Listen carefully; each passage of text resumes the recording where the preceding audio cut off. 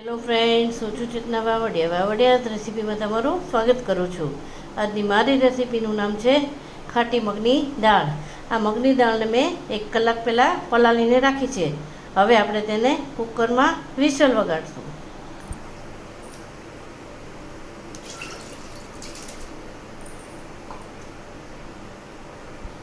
આટલું પાણી મૂકીને આપણે 4 થી 5 વિસલ વગાડશું.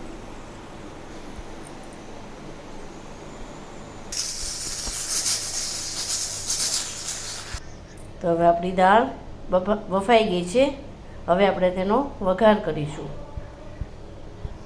વઘાર માટે આપણે સૌપ્રથમ તેલ મૂકીશું, 3 થી 4 ચમચી જેટલું. તેલ ગરમ થાય એટલે આપણે તેમાં હિંગ નાખીશું. હિંગ થાય એટલે આપણે તેમાં થોડી રાઈ લઈશું અને થોડું એવું જીરું લઈશું. જીરું તતડે પછી આપણે તેમાં 1 લાલ મરચું નાખીશું.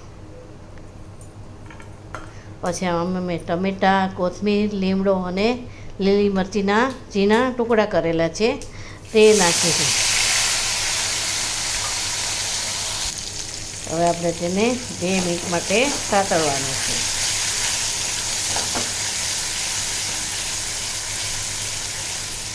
હવે આપણે તેમાં મસાલા કરીશું.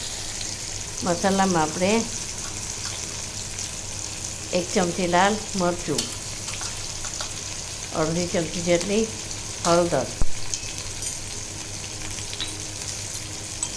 સ્વાદ મુજબ મીઠું લેવાનું છે. એને પણ આપણે 2 મિનિટ માટે સાતળશું.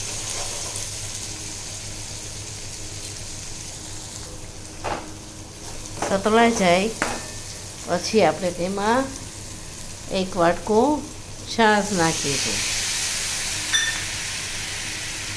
આ વઘારને આપણે 2 થી 3 મિનિટ માટે ઉકળવા દેવાનું છે.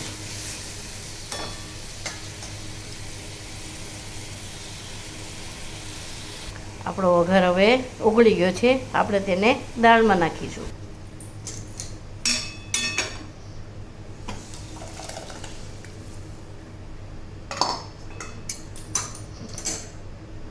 હવે આપણે તેને 2 મિનિટ માટે ઉકળવા દઈશું.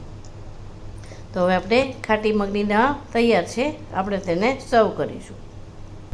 ઉપરથી થોડી કોથમીર છાંટીશું. મારો વિડીયો ગમ્યો હોય તો તેને શેર, લાઈક ને સબસ્ક્રાઈબ કરજો. કમેન્ટ આપવાનું ભૂલશો નહીં. Thank you.